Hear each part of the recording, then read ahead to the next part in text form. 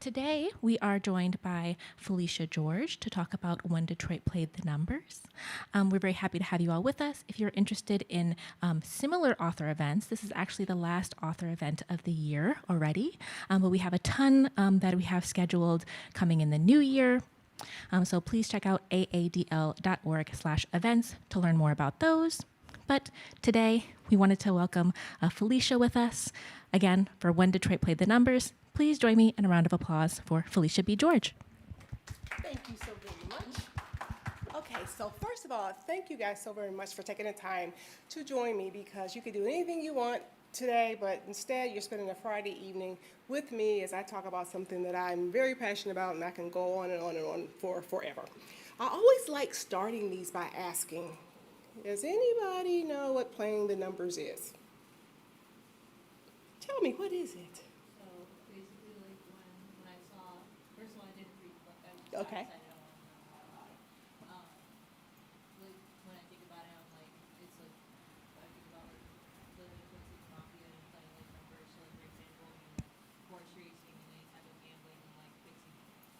Okay, so it sounds like you know quite a bit about it, even though you didn't read the book. Yeah. So that's actually a good thing. So what it really is it is just a game of chance. It is a lottery. But before we really start talking about the illegal numbers, let's kind of take a little bit trip down memory lane to kind of talk about the history of where this came from. So one of the things that we did when we came here to the United States from overseas, when we were settling in this country, we brought the love of playing games of chance. And we, as new citizens that was discovering America, we brought that love for those games of chance here. And people really liked playing the lottery for a couple of reasons. One of the reasons was it was entertaining, but not just that. Government liked it because it was a fast and easy way to raise revenue without taxing people. And so when we first started, we saw a lot of lotteries being used to fund things like churches and hospitals and universities and roads. And so in 1790, there were about 2,000 legal lotteries in the United States. And I want you to think about this. We loved it so much that in 1833, $67 million in lottery tickets were sold in just 8 states. Now, that's not adjusted for 2025 dollars. That is the actual amount that was generated in 1833. And they tell you how big of that was. It was 5 times the federal government's budget. So a lot of people were playing the numbers. And so the lottery was used, as I said, to fund a whole lot of things. And one of the things that it funded was actually the American Revolution. And then along came the Civil War. And the Civil War hit the country hard. We had a whole lot of rebuilding we had to do. There were a lot of things that needed infrastructure that needed to be improved. And so what came about was some guys who were kind of, they were trying to do their little hustle. They go to the state of Louisiana and they said, look, if you will give us the right to sell lottery tickets exclusively in your state, you can make a lot of money. And Louisiana said, ooh, do tell. And so they joined on and they gave him a license to sell these lottery tickets. And they were sold and people bought them all across the country.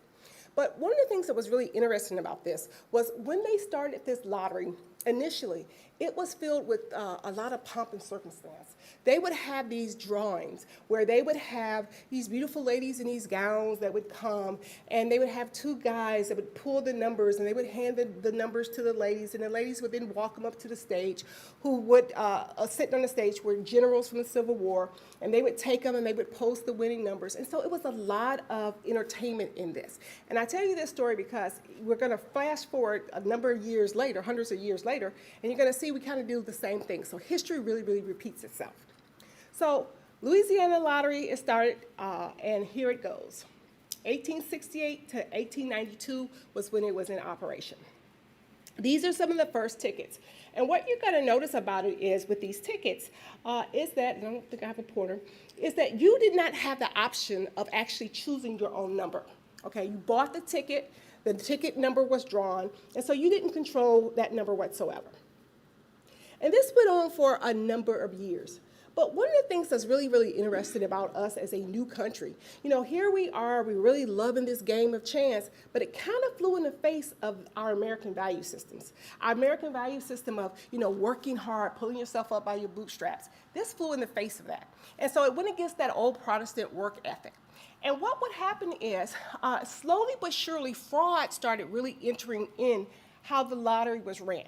They would run these lotteries and people would win and they wouldn't get their winnings, or they just would take their money and nothing would ever happen. And so you had two things going on. You had people saying, you know what, this goes against our value system. And then you had people saying, and on top of that, it's fraudulent. So what they did was they had to really, really start discouraging people to play because everybody really liked to play. And they did this through the media. And they did it by painting these cautionary tales that would get people really, really upset and riled up. So this actually came from the Detroit Free Press. They ran a lot of articles about the numbers in Detroit.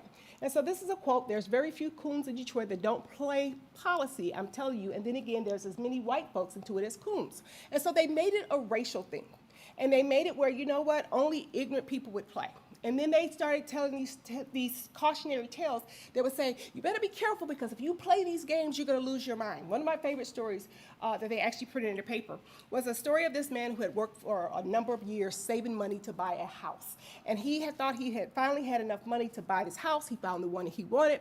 He went to go get his money so that he could put a down payment on the home, and guess what? His wife had spent up all the money playing lottery.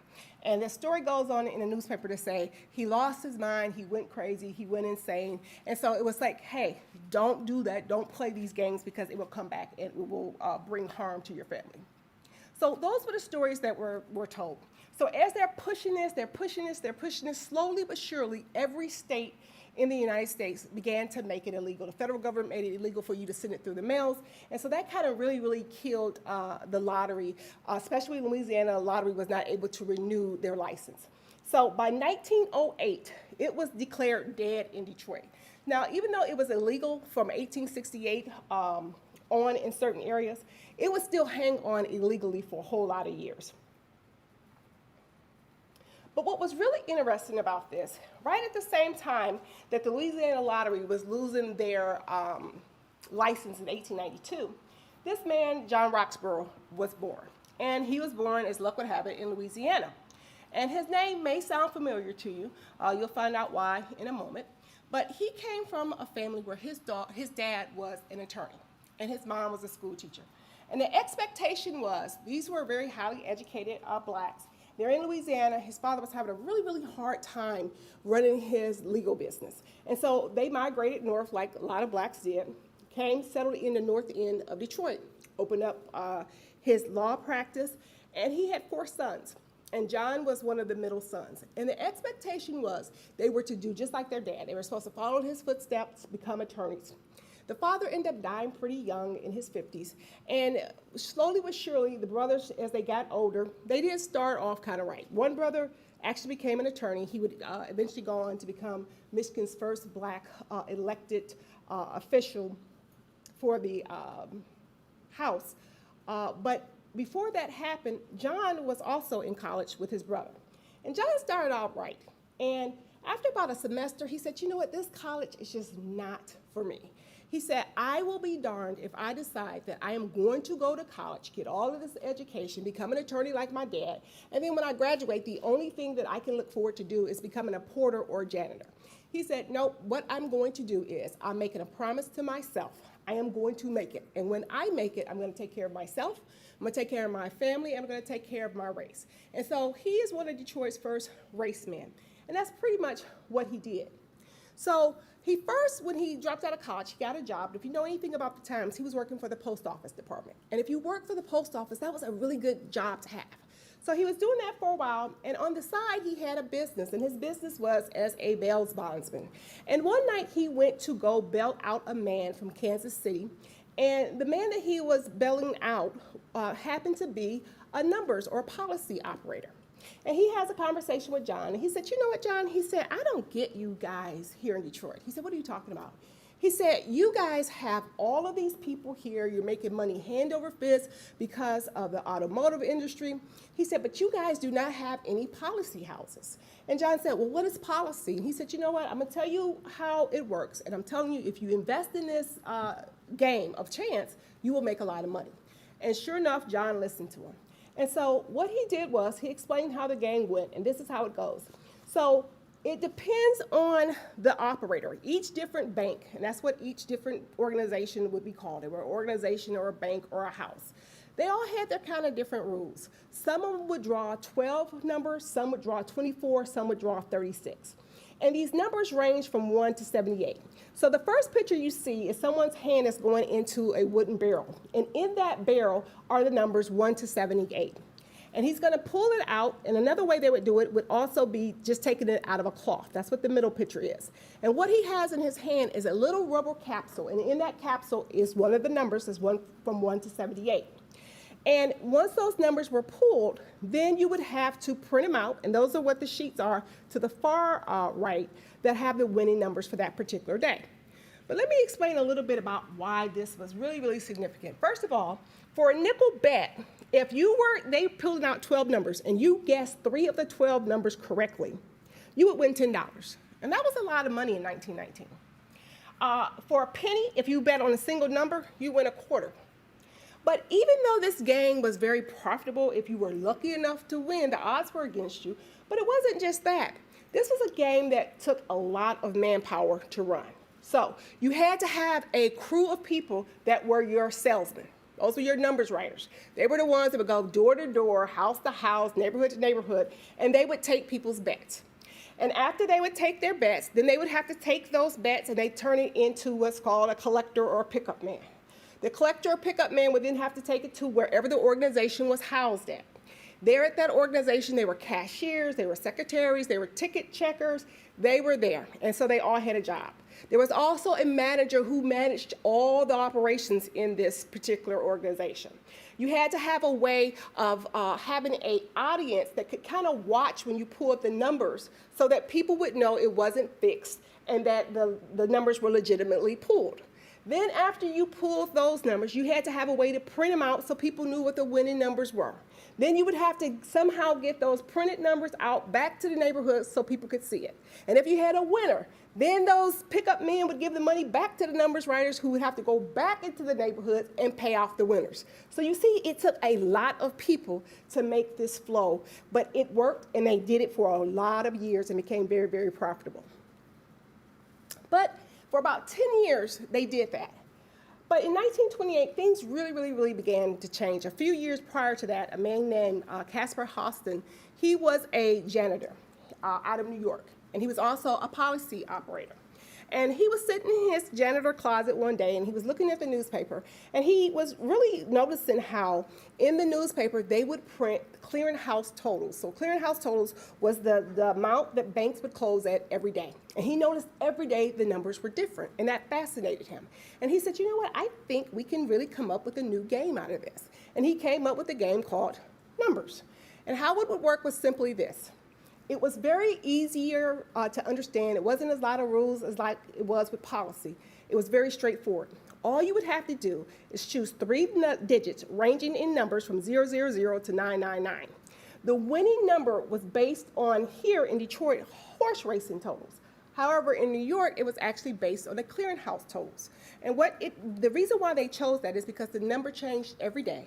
Anybody could pick up the newspaper and figure out what the winning number was. It was almost a guarantee to say, hey, look, it's not fixed because it changes and we have no control over it.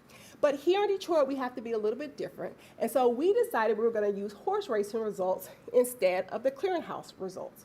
Now, one of the things that you have to understand, for 10 years, as policy was being spread out across Detroit, John Roxburgh was the father of policy. He's the one that brought it back to Detroit, introduced it to everyone, and made it very, very, very profitable. And he had a lot of power.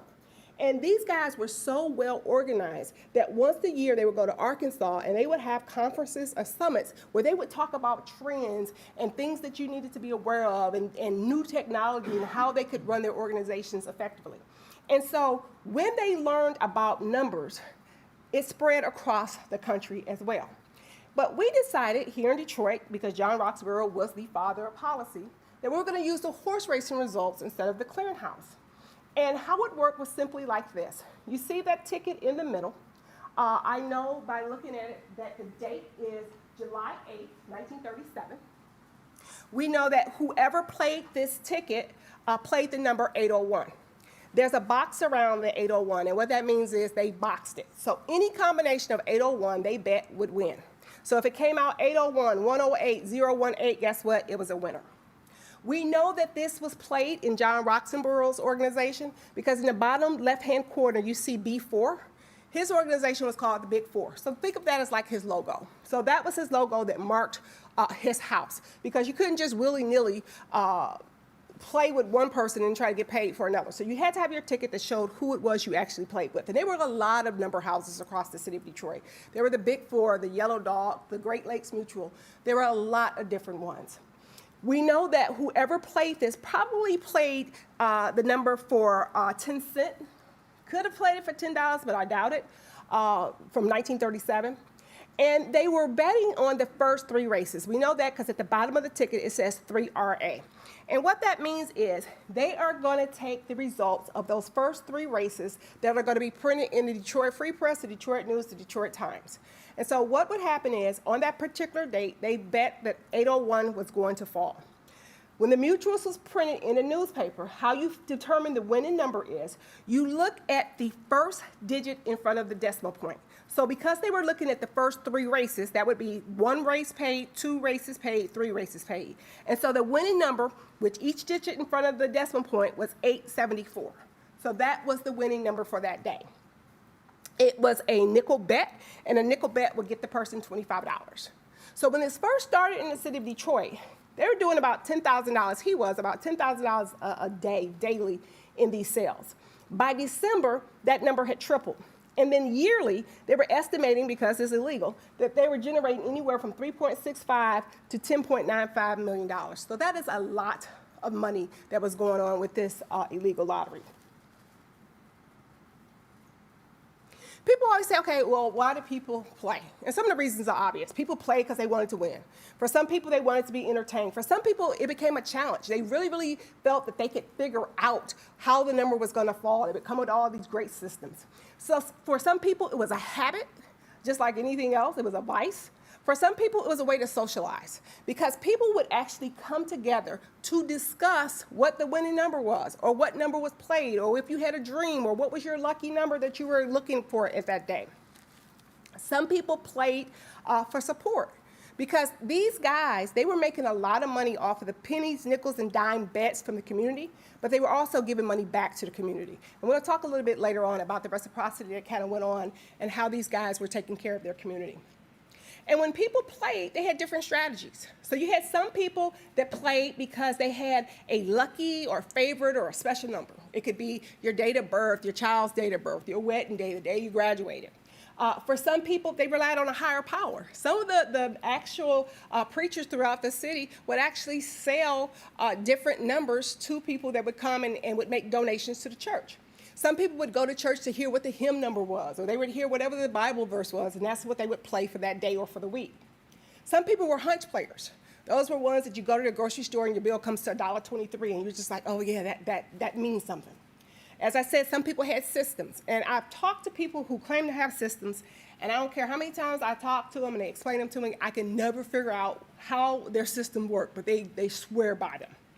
And my favorite way that people played the numbers, and still do today, are through dreams.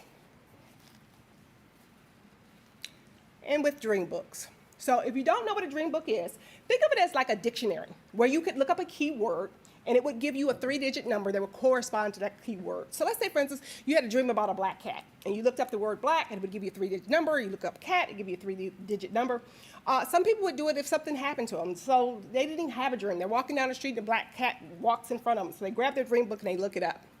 And there were a lot of different dream books. Dream books were very, very fascinating because no two were the same. No one ever really knew who wrote them. No one ever knew where the numbers came from. And when I'm talking to people that actually use dream books, I would say, you have no idea where the number came from. You know each one is different. How do you know which one is your book? And they said it just speaks to you. You find one, you hang on to it, and that's the one that you stick to. Well, for me, I will always love the Three Wise Men dream book. And the reason why is because a Detroiter actually wrote this dream book. His name was Mallory Banks. And Mr. Banks was really, really smart. When he came up with his dream book, he actually put a copyright on it. And it was really, really smart for him to do, because what happened is a lot of the numbers organization would actually pass out his dream book or let people get the numbers off of his dream books without paying for them. And he found out about it. And he took him to court for copyright infringement. And he actually sued 6 or 7 of the illegal numbers men that was doing this. And they actually settled out of court, and he won a nice chunk of money. So his will always be my favorite one, the Three Wise Men Dream Book. But there's some things that I really, really want to take a second and point out why these guys were so successful. They were really, really successful because the community bonded around them. They were drawn to them because these guys truly were, in a lot of aspects, even though they were doing something illegal, they were considered racemen. So Roxborough was known as the Black Santa Claus. When the Great Depression hit and nobody had any money and the banks were going under, who had money? Were the numbers men and numbers organizations. When people were having a hard time finding jobs during the Great Depression, they would hire them because they needed a lot of people to work in their numbers organization. And so he was known for hiring a lot of people. He paid hits, and a lot of times he would kind of rig it a little bit, where he changed the rules a little here, a little there, just to ensure that somebody would, maybe if he knew that they were having a hard time, that they were going to get evicted, or if they didn't have coal for their stove, just so they would have a little money just to make it through whatever hard time they were going through. He invested a lot of his money in legal businesses, and one of the ones that was really, really special and popular was actually the Great Lakes Mutual Insurance Company. If you were black during this time period, if you were able to find an insurance company to insure you, that's first of all, you had to find one. But if they did, the rates were really, really high, and they really were not affordable. He came out, he was one of the founding members, putting the money back into it, and he started the Great Lakes Mutual Insurance Company, which was around for a lot of years and did a lot of good in the community. He invested about $20,000 in the Detroit Owl, which was a black newspaper. That was also very important. If you paid attention to the mainstream newspapers, the Detroit News, the Free Press, the Times, you would see that they really ignored the black community, whatever was going on. And if they did report on stories, they were usually pretty negative. And so it was really important for the community to have a paper that they could read, that they could know what was going on, give them news about things that were going on across the country. And so he made sure he invested that money in that newspaper. He sent a lot of kids to college. He provided that tuition for them. It's interesting, his niece actually was a student here at the University of Michigan, and what was really significant about her, when she came here, they did not allow blacks in dormitories. And she successfully sued the college with help from her uncle and was able to actually be roomed in a house in a dorm here. So that was a big deal at the time. He was known to pass out food, toys at the holidays. Kids were not going to go without a Christmas, turkeys for Thanksgiving. Donated a lot of money to the NAACP and the Urban League. Why that's important is they would tell years later, had it not been for Roxborough and a lot of the numbers men, they would not have been able to do a lot of the legal work that they did in civil rights. And he was very influential when it came to politics. I'd like to say that he had a whole army of lobbyists that he would send out. And he was really, really astute and really smart what he would do. If they knew, or the community felt that they had a need for, let's say they needed more black police officers, or they would like to have a black firefighter. When somebody was running for office, usually for mayor, he would go to them and say, you know what, I can guarantee you the black vote. But in exchange, you're gonna have to do something for us. You're gonna have to get us black firefighters, or you're gonna have to get us a black police officer, or you're gonna have to get us somebody in the water department. And oh yeah, by the way, you gotta make sure the police leave me alone when I'm doing my illegal gambling. And so it worked. And so he had a lot of influence. And what he would do is, when those number writers would go out, because they were touching everybody in the neighborhood, they would go out and they would say, hey, we're going to support this candidate. And a lot of times they really, really brought in that vote that was needed.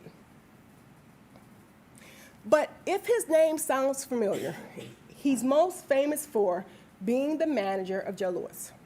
Without John Roxborough, there probably wouldn't have been a Joe Louis, and if there wasn't a Joe Louis, there wouldn't have been a lot of firsts for the black community. Joe Louis is said to have been the first true black American hero. And you have to think about the times. So John Roxborough really was a sportsman. He loved sports. And he had decided he wanted to find a young man, because ladies, they were not really interested in us being athletes. He said, I am going to find me a young man. I'm going to invest in him. And I am going to craft this image of him. He is going to be a representative to the world of what it is that a black man can do. And this was at a time when Jack Johnson was the last black heavyweight champion. And if you know anything about that, Jack Johnson had left a bad taste in America's mouth. He had went against social norms and mores. He would be seen driving his car fast, drinking liquor, cavorting with white women at a time when it was very taboo to do that. And so when Jack Johnson ended up being dethroned and they went after him legally, it was said there would never be another black heavyweight champion. And so Roxborough knew this. So he knew he had a job ahead of him to actually make Joe Louis this image, but not just create this image, to even get him a chance to actually go for the title. So what he did is, in creating this image of Joe Louis, he had rules for Joe Louis. Joe Louis could never smile after beating an opponent. He was not allowed to be ever seen drinking liquor. He couldn't smoke. He would stage things where he would always be taking pictures with his mom, or be seen with a Bible, reading a Bible. He was forbidden from eating things like chicken or watermelon or anything like that. Couldn't be seen in clubs. So he had this whole list of things because he was crafting this image. And Joe Louis was very talented, but he wasn't the brightest bulb out there. And so what he did was he got him a tutor, made sure that this tutor really worked with him to help him and do interviews and things like that. And he crafted this image of Joe Louis that was palatable, that people accepted. And so it is said he's the first true black American hero. But one of the things that he did that was really significant, we're in the middle of World War II. And there is a lot of tension going on. You have blacks are wanting to show, we're Americans too. We want to be in the military. And we want to fight for our country like everybody else. But segregation prevented that. And one of the areas that segregation really hit hard was in the Navy. In the Navy, if you were a black man, you were not going to be accepted. And if you were, it was for very limited things like cooking and cleaning. That was it. And so the black community had the Double V campaign. We were going to have victory at home against racism and victory overseas against Hitler. And so with this Double V campaign, Roxborough kind of figured out, you know what? I know how we can do, what we can do to push this image, this positive image, and kind of move race relations forward. What he did was he had Joe Louis do an exhibition bout. And in this bout, he donated 100% of his purse, so his whole winnings, he donated to the Navy Relief Society. The Navy Relief Society was responsible for taking care of widows and children of men that had died during the Second World War in the Navy. And essentially what he did was pretty much shamed the Navy into changing their policy, because it was really hard to not acknowledge the great stuff that he did by giving them this huge donation that helped them. And so he is often credited with being one of the driving forces behind desegregating the Navy. And his influence that he had, his social and political capital that he was able to use while he was actually in the Army, he used to desegregate a lot of bases that were in the South that were segregated. But if you were a numbers operator, it wasn't always great. Okay, first of all, what you were doing was illegal. And initially, when this was brought into the community, it was something that was really a black game.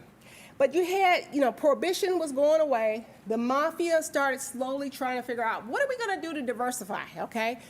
Prohibition is no longer here. And they found out about the numbers, about these pennies, nickels, and dimes, the wealth that was made from the sale of these lottery tickets. And slowly but surely, they kind of got into the game. What was interesting about here versus Chicago and New York, the operators kind of stayed separate. So the blacks tended to stick in the black neighborhoods, Polish tended to stay in the Polish neighborhoods, Irish stayed in Irish neighborhoods, the Italians in the Italians. And so you didn't have a whole lot of bloody violence that you saw in New York and Chicago when the mafia decided they wanted in on this action and they were going to take this stuff over. And because they use bribes so very much, that was another reason why you didn't see that kind of violence. So in 1929, as luck would have it, we're in the Great Depression. Detroit has elected Charles Bowles as mayor. And Charles Bowles got in on the platform. First of all, he had a lot of support from the Ku Klux Klan. And so he was a write-in candidate, had lost a few times, finally was successful. And he got in on the platform that he was going to end vice. You know, there was going to not be any more prostitutes, there was not going to be any more illegal gambling. He was going to end it. He made it a whopping 6 months before he was recalled. And the reason why he was recalled was because, guess what? He didn't do anything he said he was going to do, and the citizens just was not having it. But during that time when he was elected, one of the Jewish mafia gangs actually went to him and had his promise that they would be able to take over the numbers operation in the city of Detroit. Now, John Roxborough had all the power. And the reason why he had all the power was whoever controlled the wire service, meaning whoever picked what racetracks were going to be used for the winning number, had the power. If you withheld that racetrack information, that wire service from an operator, they couldn't do business. And so that's where his power came from. So when this happened and the Jewish mafia really tried to take over, it never really went anywhere because Charles Bowles was kicked out of office. But to be a numbers operator, they had to face a lot of challenges. So first, you had to worry about, if different organizations were going to try to take over your business. But you also had to worry about, were you making enough money and were you bribing the right people? You were not making that kind of money every day, every year, without the police and politicians knowing about it. And so what they did was they would just bribe whoever they needed to bribe to make sure that they didn't get raided, that their operation didn't get shut down. They paid those bribes. So they bribed the politicians, they bribed law enforcement. But another thing they had to worry about was being robbed. Because these guys, everybody knew where they lived. They knew they had insane amount of money. They were not taking this money to the bank, so people knew that they had it either at one of their businesses or at their homes, so they were robbed a lot. And this lady here, her name is Ida Watson. And Ida is, she's a unicorn in that she was very, very unusual. This was in the 40s. She was married to Everett Watson, so I call John Roxborough the father of numbers. Everett Watson was known as the czar of numbers. They were partners and friends for a very long time. They ended up splitting business, going their separate ways. Even though John was the one who kind of brought it to Detroit, Everett took it to a whole nother level. He was very, very, very successful in his numbers organizations that he ran. And so he had a lot of businesses as well. And this is his wife, Ida. And one particular day, he was sick at home. Ida was upstairs they were on the east side. She was upstairs in the bedroom, and she hears some noise, and she goes downstairs, and she sees that her husband is being robbed. There are 2 or 3 guys in their house robbing her husband. So she pulls out a gun, starts shooting, runs them out of there. What makes her so unusual? You look at this woman, she is the picture of respectability. You think about this, women were not running businesses in the 40s. They were not getting guns, running gangsters and robbers out of their house. This woman was doing just that with this look of respectability. She was raising money for war bonds, for the Red Cross, for the NAACP. She was the picture of being respectable. But what most people did not know was she was the brains that was behind running her husband's illegal numbers business. And she did it very, very successfully. But all good things kind of come to an end. And it happened here in 1939. So 1939, this lady to the left, she's sitting next to her daughter, Pearl. Her name is Janet. Janet was a divorcee. Pearl was 10, 12 years old. And Pearl, her daughter, lived with her sister. Janet was a secretary at the Great Lakes Mutual Numbers House. And that was an Irish numbers house. And if you look to the right, you see 3 men sitting down. To the left, the gentleman to the left, his name is William McBride.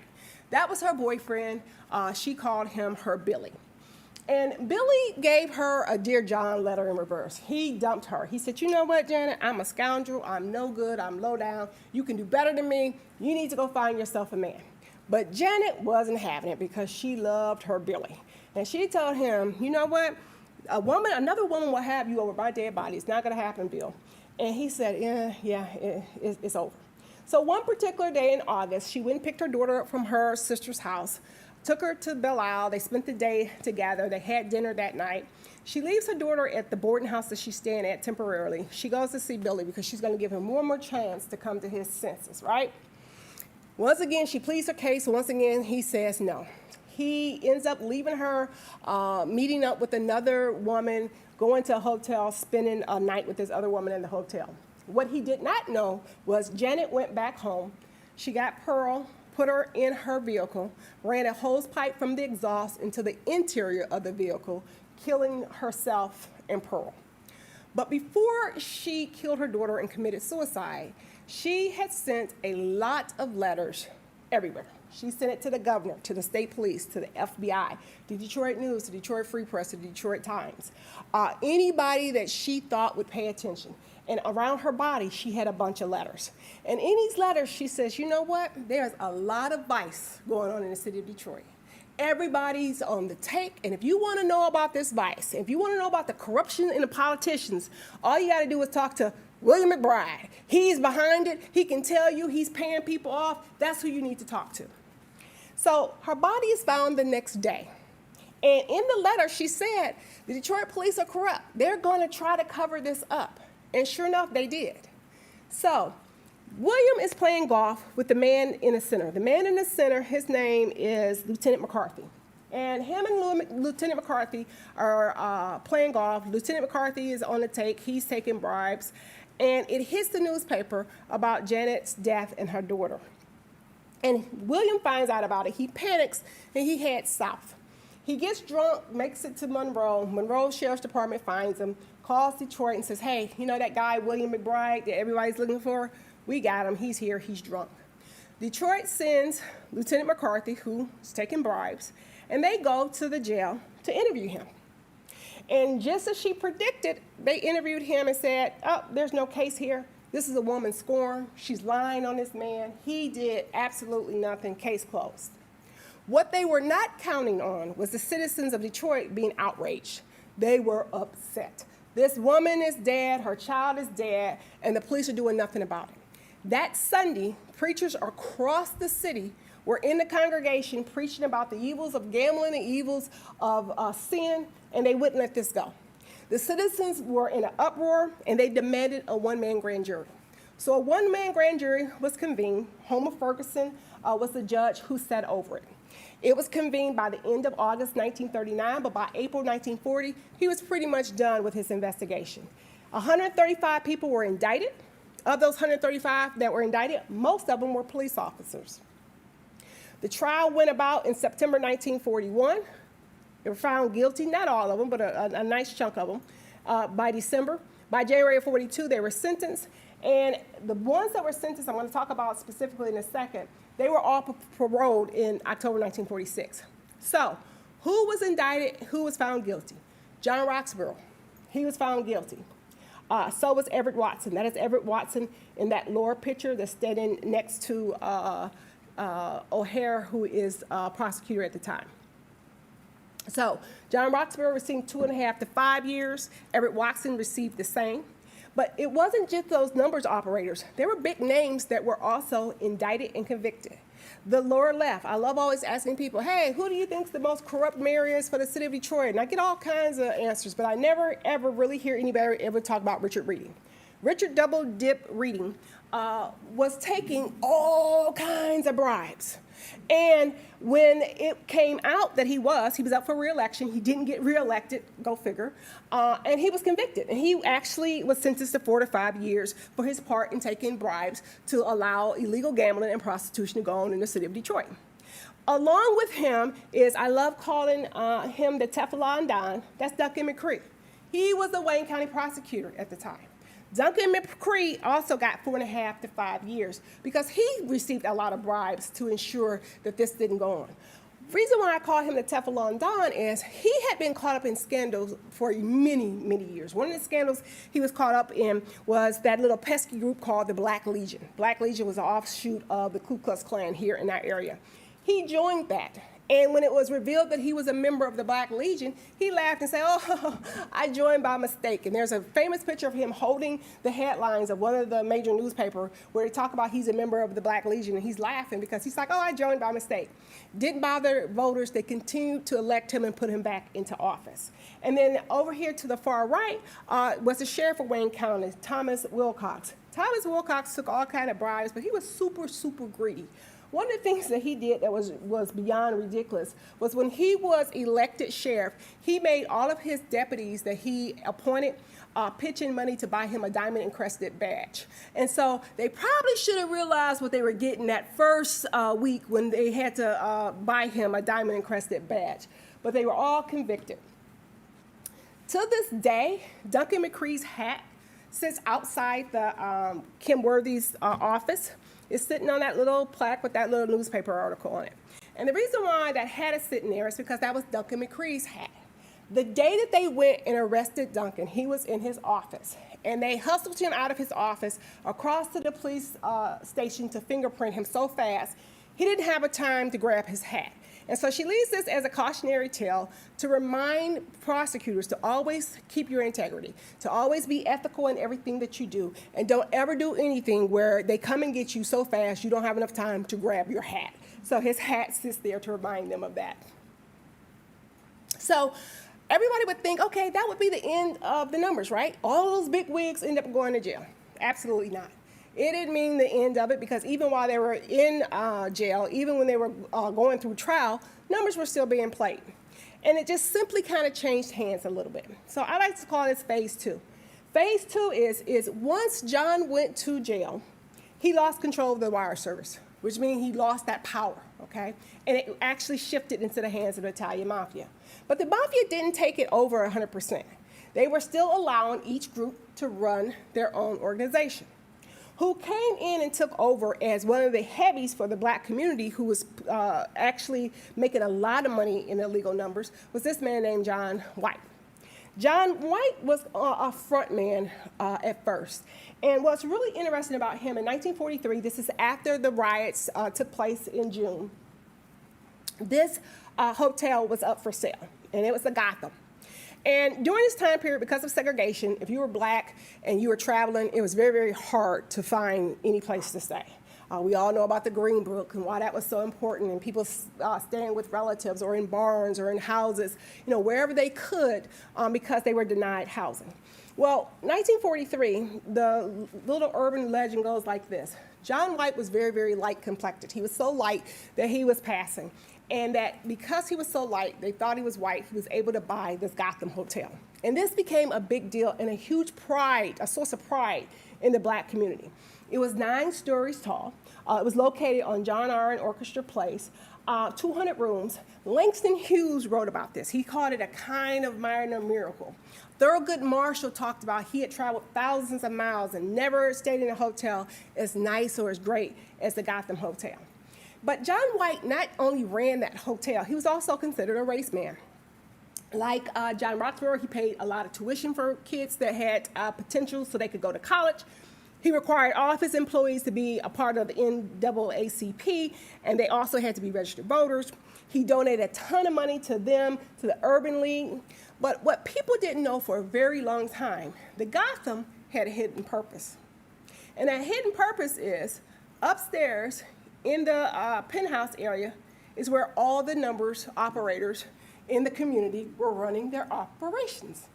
And it was just a genius move for a couple of reasons. One, it was impossible for law enforcement to get a search warrant because they had no idea what room they were actually operating out of. They would move from room to room to room to room to room, so they couldn't get a search warrant. But even if they tried to come in there and kind of bully their way in, they had a security system that, for that time period, was unbelievable. They had flashing lights, alarms that would go off, a person that when they were signaled, they shut the elevator down so nobody could get on the elevator to make it upstairs to the penthouse. And so it was called the Fortress, and nobody could penetrate it. And how it ended up coming to an end was because of urban renewal. So Wayne State decided, we want this land, we need it to expand our nursing program. And so the Gotham was in great shape, beautiful hotel still at that point, but it was in that area that they had decided they needed for urban renewal. So So they forced the Gotham to close in September 1962. And a couple of months later, guess what? They finally were able to get the warrant for that hotel. And the reason why, because at that point, it's no longer considered a hotel. It's a dwelling, it's a building. They got it. It was still so much corruption in the Detroit Police Department. Who was leading this raid was the IRS. Of course, they're going for tax evasion. And the Michigan State Police. The day of the raid, they didn't even tell Detroit until that very day. They rolled up with these big buses. They said, hey, we need some uniforms to kind of help us execute this search warrant. The officers had no idea where it was, who it was for, whatever. They rolled up to this hotel. They hid it. They're in there for 24 hours. In 24 hours, they find a ton of evidence. That picture to the right is just some of the stuff they found. They found the number slip. They found a lot of money. They found all kinds of evidence that had been running there for years. John White was there at the time. He was arrested, as were several other people. By July 1963, it had been demolished. And John White never went to trial for his part in this because shortly after the hotel was demolished, his health went down. He went health-wise downhill very, very fast, and he ended up dying. But again, that was not the end of it. Yes, the fortress was closed. People had to relocate, but there became a new man who became the king of numbers in Detroit, and his name was Ed Wingate. Ed Wingate was a little different than the two Johns. He wasn't this really big race man. He didn't do a whole lot for the community like they did. He had a tighter relationship with the Italian mafia than they did. And at this point, the mafia now is aggressively taking over businesses. But they're not doing it with violence. They're doing it like there's a hostile Wall Street takeover. They would do things like, this point in time, they control the wire service. So they're picking what race tracks the winning numbers are coming from. Well, guess what? They also control the racetracks. So that meant they could control the winning number.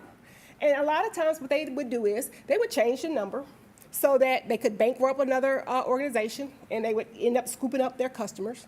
They would pay the numbers writers for other organizations more money, so they would leave who they were working for and come work for them. And so they had these really smart ways of how they were taking over all of these different numbers.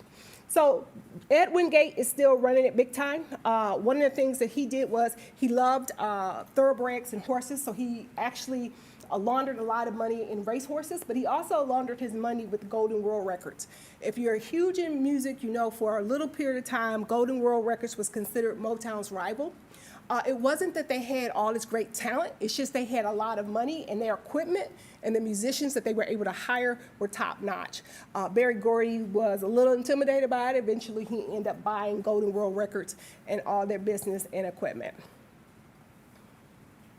So they go through, the mafia is running this, they start investigating, and it's known across the community. Guess what? The numbers are not fixed. And there were two numbers that were played. People would play either the Detroit number or the Pontiac number. And people say, if you played the Detroit number, it was fixed. Don't play it. The mafia will change it so that you won't win. And if you played the Pontiac number, it was supposed to be unmolested. Well, as they're doing this investigation, they actually speak to Rip Corey, who was in charge of the numbers operations for the Italian mafia. And he said, yeah, we changed the numbers. He said, we gotta have winners or people don't play. We just don't gotta have big winners. And so that rumor was actually proven true, that the mafia was manipulating the numbers so that their profit would increase. So finally, 1972, they get it on the ballot. And the thought process was, you know, the only people that are gonna vote to legalize lottery are going to be people in the city of Detroit. That's the only people who play the lottery. So it hits the ballot, and guess what? It is passed in every county in the state of Michigan. So it showed everybody was playing the lottery, which most people knew that. So May 16, 1972, ended that 137-year ban on lotteries. Remember how I talked about in the beginning how they made it all of this pageantry and entertainment with the beautiful ladies? Well, guess what? They stole that same formula, you know, 100, 200 years later, and actually did it with the Michigan lottery. So when the Michigan lottery first came out, they said from the get-go, we know we are not competition for the legal numbers because our games are too different. This lottery, when it first came out, was pretty much like the one in Louisiana lottery. You couldn't pick your own numbers. You bought a ticket. The ticket was drawn. So it was very, very different. And so for a lot of years, the two still ran side by side. the Michigan lottery, which was very different from the numbers. And so, of course, they said, we know we're not in a competition for them. They knew that. And so this happened for a few years. But one of the things that they had to do, they had to change the narrative. So before, when they would vilify it, when it was evil, it was, it's illegal to play. You're ignorant if you play. You're wasting your money. It's something that's going after poor people. It's keeping poor people poor. But when the state took it over and it became now a legal lottery, they had to change that narrative. So you had to be in it to win it. They changed all of these different stories, and they would print these stories about the excellent winner, the immigrant who had come to America, to get rich and has succeeded. This was their American dream. So all of these stories were now positive, giving people hope that, maybe one day too, I can get the American dream. And so the lottery became very, very successful. But they realized we can make more money. So in 1977, what did they come out with? The Daily 3. And the Daily 3 is nothing but a carbon copy of the illegal numbers that had been around since 1928. But I always ask the question, you think that spelled the end of illegal numbers when it became the Daily 3? No. It still played a lot of places, for example, in plants, because you have a community there, you have a captured audience, and so it has played a lot there. But I'm going to, because I've been talking about this for a while, I'm going to give you an opportunity to ask questions if you have questions. But I want to just end on this. I tell people all the time, when you read this book, one of the things that I'm hoping, a couple of things I hope you're going to step away with, is that this is a Detroit story. That is a story about American dreams. It's about when people are denied the opportunity, they will do whatever they need to do so they too can have their American dream. This is a story that talks about formal and informal economies. Yes, the numbers were illegal, but sometimes you have to take a step back and realize the power, the money, and the purpose behind informal economies and why it is that they're able to thrive. This story is about community pride and solidarity. You have a lot of people that played the numbers. They didn't see what they did was being illegal. You had a lot of people that were considered good people that played the numbers. And they played it because they knew that the money that they were pouring into this was being poured back into the community. They protected the men who were actually these numbers men because they knew these race men would take care of their community. It's about relationships and reciprocity. The numbers men knew that because the community played with them and took care of them, they owed the community in turn. And so they made sure that they gave back to the community. But the biggest thing this story is about is hope. And hope is not anything that you can really put a dollar amount on or even put any kind of number on. One of the things that I like doing, my husband will buy me a scratch-off ticket, and I will keep it for weeks, and it drives him insane. And he's just like, when are you going to scratch that ticket off? And I'm like, I'll get to it. The reason why I take forever before I scratch that ticket off is because for that week, that 2 weeks, that 3 weeks before I scratch it off, I have hope. Before I scratch off and realize I'm not a winner, for that period of time, I'm holding that ticket, and it could be the big one. And so it is about that feeling of having some kind of hope, having some kind of faith. And so that is what this story is really, really about as well, is the importance of hope. So that is pretty much it. Does anybody have any questions?